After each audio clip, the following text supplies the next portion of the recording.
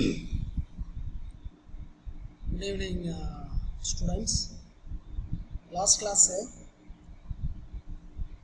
the needs of classification. This title தான் பார்த்திருந்தோம். Classification எதுக்காக வேணும்? கிளாசிஃபை பண்ணாதான் ஒவ்வொரு ஆர்கானிசத்தையும், ஒவ்வொரு பிளான்ட்டையும், ஒவ்வொரு அனிமல்ஸையும் டிஃபரன்ஷியேட் பண்ண முடியும். Naming and grouping. ஸோ இந்த மாதிரியான ரீசனுக்காக நமக்கு கிளாசிஃபிகேஷன் மிக அவசியம். சரிங்களா? இந்த classification is essential to achieve following needs. என்னென்ன தேவைகளுக்காக நமக்கு கிளாசிஃபிகேஷன் வேணும்? Relate things based on common characteristic features to define organism based on the salient features. Helps in knowing the relationship amongst different groups of organisms. It helps in understanding the evolutionary relationship between organisms. ஒரு ஆர்கானிசத்துக்கும் இன்னொரு ஆர்கானிசத்துக்கும் evolutionary ரிலேஷன்ஷிப்பை தெரிஞ்சுக்கிறதுக்கும், helping in knowing the relationship among different group. சரிங்களா? So இந்த தேவைகளுக்காக நமக்கு கண்டிப்பாக classification வேணும். சரிங்களா? The classification of living world. A comparison of classification proposed for classification of living world is given. The 5 kingdom classification. 5 kingdom, 5 உலக வகைப்பாடு. There is 5 kingdom classification. இதை உருவாக்குனவர் யார் அப்படின்னு பார்த்தீங்கன்னா R.H. விட்டேக்கர், ஒரு அமெரிக்கன் டாக்ஸானமிஸ்ட். இவர் தான் 5 kingdom கிளாசிஃபிகேஷனை 1969 உருவாக்குனாரு. சரிங்களா? ரைட். இந்த kingdom include Monera, Protista, fungi, Plantae and Animalia. there is 5 kingdom. So இவர் உருவாக்குன அந்த 5 kingdomத்தில் என்னென்னலாம் இடம்பெறும்? Monera, single cell organism. Protista, fungi, Plantae and Animalia. So ஒன்னொன்றுத்துல என்னென்ன எக்ஸாம்பிள் அப்படிங்கிறத நம்ம அடுத்த கிளாஸில் அடுத்த ஸ்லைடில் பார்ப்போம். ஸோ இதை மட்டும் ஞாபகம் வச்சுக்கோங்க. Monera 1 Monera, 2nd Protista, 3rd fungi, 4th Plantae, 5th Animalia. So இந்த 5 குரூப்பையும் தான் 5 kingdom அப்படின்னு சொன்னாங்க. The criteria adopted for the classification include cell structure, அடுத்து thallus organisation, mode of nutrition, reproduction, phylogenetic relationship. எதை பேஸ் பண்ணி ஒரு பிரிச்சார் அப்படிங்கிறத சொல்லியிருக்காங்க. எதை பேஸ் பண்ணி ஒரு பிரிச்சார்? செல் ஸ்ட்ரக்சரை பேஸ் பண்ணாங்க. அப்புறம் தாலஸ் ஆர்கனைசேஷன், அந்த மோடு. இது food habit, nutrition, reproduction habit, phylogenetic relationship. இதெல்லாம் பேஸ் பண்ணி தான் இந்த 5 kingdom ஸ்ப்ளிட் பண்ணியிருக்காங்க. சரிங்களா? Right. A comparative account of the salient features of each kingdoms is given. என்னென்ன அப்படின்னு பார்ப்போம். பாருங்க. 2 kingdom classification, 3 kingdom classification, 4 kingdom classification, 5 kingdom classification. First உருவானது எது அப்படின்னு பார்த்தீங்கன்னா 1735 கார்ல் லின்னேயஸ் அப்படிங்கிற சயின்டிஸ்ட் 2 kingdom, உலகத்தில் உள்ள உயிரினங்களில் தாவர வகை, விலங்கு வகை, அதாவது தாவர உலகம், விலங்கு உலகம், பிளான்டே அண்ட் அனிமாலியா அப்படின்னு 2ஆ பிரிச்சார். ஸோ 1735, அதாவது 1866 வரைக்கும் இதை பேஸ் பண்ணி தான் நம்ம அனிமல்ஸையும் பிளான்ட்டையும் நம்ம சொல்லிக்கிட்டு இருந்தோம். அதுக்கப்புறம் பார்த்தீங்கன்னா 3 kingdom, எர்னஸ்ட் ஹெக்கெல் அப்படிங்கிற சயின்டிஸ்ட் 1866 உருவாக்குனாரு. அவர் என்ன பண்ணார்னா இந்த பிளான்டே அனிமாலியா அது இல்லாம புரோட்டிஸ்டா அப்படிங்கிற ஒரு கிங்டத்தை உள்ளர நினைச்சார். அதுக்கப்புறம் பார்த்தீங்கன்னா 4 kingdom கிளாசிஃபிகேஷன். 4 kingdom கிளாசிஃபிகேஷன்ல கோப்லாண்ட் 1956. ஸோ 4 kingdom கிளாசிஃபிகேஷன் உருவாக்குறவர் வந்து கோப்லாண்ட். இதில் என்னென்னலாம் இருந்தது அப்படின்னு பார்த்தீங்கன்னா எக்ஸ்ட்ரா மொனீரா அப்படிங்கிற ஒரு குரூப்பை ஒரு ஆட் பண்ணார். Monera, Protista, Plantae and Animalia. சரிங்களா? ஸோ அதுக்கப்புறம் 5 kingdom கிளாசிஃபிகேஷன் 1969ல் R.H. விட்டேக்கர் அப்படிங்கிற ஒரு 5 kingdom கிளாசிஃபிகேஷனை உருவாக்குனார். ஸோ இதில் என்ன எக்ஸ்ட்ரா இருந்தது அப்படின்னு பார்த்தீங்கன்னா ஃபங்கையை வந்து ஒரு ஆட் பண்ணார். Monera, Protista, fungi, Plantae, Animalia. So இந்த மாதிரி 5 வகையான குரூப்பாக ஒரு பிரிச்சார். That is kingdom, 5 kingdoms.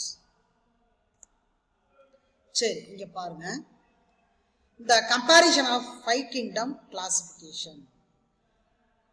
Monera, Protista, fungi, Plantae, Animalia. So இதை பற்றி எக்ஸ்பிளனேஷன், எக்ஸாம்பிள்ஸ்லாம் சொல்கிறேன்னு சொன்னேன் இல்லைங்களா? பாருங்க, இதோட கிரிட்டீரியா. செல் டைப் பார்த்தீங்கன்னா ப்ரோகேரியாட்டிக். மொனீராவில் வந்து எல்லாமே என்னது? ப்ரோகேரியாட்டிக். புரோட்டிஸ்டாவில் யூகேரியாட், ஃபங்கையில் eukaryote, Plantae eukaryote, Animalia eukaryote. நம்ம what are the difference between prokaryotic and eukaryotic already நம்ம பார்த்துருக்கோம். சரி, இதில் level of organisation mostly unicellular, rarely multicellular. Mostly single cell, rarely multi cell. Protista பார்த்தீங்கன்னா unicellular மட்டும்தான், single cell organism only.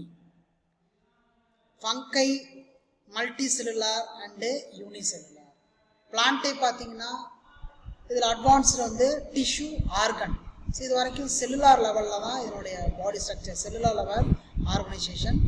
பிளான்டேல வந்து tissue level organisation. அதே மாதிரி அனிமாலியாவிலையும் வந்து tissue level, organ level, organ system level organisation. Cell wall present இதில் மொனீராவில். மேடப்பா ரப்டி, டாக்லி, கேன் அண்ட் மியூகோபிட்டி அப்படிங்கிற ஒரு சப்ஸ்டன்ஸ்னால ஆனது. இதுலேயும் வந்து செல்வால் பிரசன்ட் புரோட்டிஸ்டாவிலையும். இது மேடப் ஆஃப் செல்லுலோஸ். எதனால் ஆனது? Cellulose. Absent present in some made up of cellulose, absent in others. So சில வகையில் மட்டும் செல்லுலோஸால் அதனுடைய அவுட்டர் லேயர் இருக்குது. ஃபங்கையில் cell wall present made up of chitin or cellulose. So இதெல்லாமே 1 மார்க்கில் கேட்பாங்க. இந்த fungi cell wall made up of chitin or cellulose. Plantae இதில் வந்து செல்வால் இருக்குது, செல்லுலோஸ். அனிமாலியாவில் வந்து ஆப்சன்ட், செல்வால் கிடையாது. அதுக்கு பதிலாக பார்த்தீங்கன்னா என்ன இருக்குன்னா மெம்பரைன், செல் மெம்பரைன். நியூட்ரிஷன் டைப் பார்த்தீங்கன்னா ஆட்டோட்ரோபிக், போட்டோட்ரோபிக், ஹீமோட்ரோபிக், ஹெட்ரோட்ரோபிக். இதுக்கு எக்ஸாம்பிள் வந்து பார்த்தீங்கன்னா பாராசிட்டிக் அண்டு சாப்ரோபைட்டிக். ஆட்டோட்ரோபிக் அதில் எது எதெல்லாம் இன்க்ளூட் ஆகும்? போட்டோட்ரோபிக் வயா ஃபோட்டோசிந்தசிஸ், ஃபுட் ப்ரிப்பரேஷன் வயா ஃபோட்டோசிந்தசிஸ். ஹீமோட்ரோபிக் அப்படின்னு பார்த்தீங்கன்னா சம் கெமிக்கல்ஸ் யூஸ் பண்ணி இந்த மக்கி போன பிளான்ட்ஸ்லேருந்து அந்த நியூட்ரியன்ஸை எடுத்துக்கலாம். ஹெட்ரோட்ரோப் அப்படின்னு பார்த்தீங்கன்னா ஃபுட்டுக்காக வேற ஒரு உயிரினத்தை சார்ந்து இருக்கிறது. சரிங்களா? ரைட். புரோட்டிஸ்டா பார்த்தீங்கன்னா ஆட்டோட்ரோபிக், ஃபோட்டோசிந்தட்டிக், ஹெட்ரோட்ரோபிக் டைப்பு. ஃபங்கையில் heterotrophic, parasitic or saprophytic. Heterotrophic, parasitic ஒட்டுண்ணி தாவரமாக அல்லது உறிஞ்சி உண்ணுபவையாக, சக்கிங் டைப். பிளான்ட்டை வந்து autotrophic, only autotrophic, is a primary producer அப்படின்னு நம்ம சொல்லுவோம். அனிமாலியா வந்து heterotrophic, depend on plant or other animals.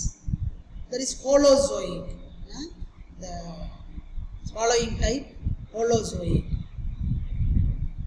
Motility, motile or non-motile. Monera வந்து மூவ் ஆகும், மூவபிள், இம்மூவபிள். புரோட்டிஸ்டா மொட்டில் ஆர் நான் மொட்டல். இதுலேயும் fungi வந்து non-motile. Fungi are not able to move. Plantae mostly non-motile, some of them motile. Animalia mostly motile, some of them non-motile. Motile means movement. Organisms. Archaebacteria, Eubacteria, Cyanobacteria, Actinomycetes and Mycoplasma. Examples of Monera. Protista examples என்னென்ன அப்படின்னு பார்த்தீங்கன்னா Chrysophytes, Ctenoflagellate, Euglenoids, Slim molds, Amoeba, Plasmodium, Trypanosoma, Paramecium. இது எல்லாமே எதில் வந்துடும், எந்த கிங்டத்தில் வந்துடும் அப்படின்னு பார்த்தீங்கன்னா புரோட்டிஸ்டாவில் வந்துடும். கிங்டம் ஃபங்கை இதுக்கு எக்ஸாம்பிள் என்னன்னா ஈஸ்ட், மஷ்ரூம்ஸ் அண்டு மோல்ட்ஸ். இது ரொம்ப முக்கியமான எக்ஸாம்பிள்ஸ். பிளான்டே கிங்டம் பிளான்டேல algae, bryophyte, pteridophyte, gymnosperm, angiosperm இல்லையா, இது எல்லாமே எதுக்குள்ளார வந்துடும், பிளான்டே கிங்டம் பிளான்டேல வந்துடும். கிங்டம் அனிமாலியாவில் வந்து பார்த்தீங்கன்னா sponges to vertebrates, sponges, invertebrates and vertebrates. So இது எல்லாமே கிங்டம் அனிமாலியாவில் இன்க்ளூட் ஆகிடும். சரிங்களா, ரைட். ஸோ இது பாருங்கள், தட் இஸ் மொனீரா. மொனீராவில் இருந்து பார்த்தீங்கன்னா இந்த 4 கிங்டமும் உருவாயிருக்கு. Monera is bacteria, cyanophyta. சரிங்களா, இது பார்த்தீங்கன்னா இது பிரிசிலரோபைட்டா. அதுக்கப்புறம் பார்த்தீங்கன்னா oomycetes, bryophyte, charophyta, chlorophyta, rhodophyta, bryophyta, pteridophyta, spermatophyta. So that is evolutionary changes.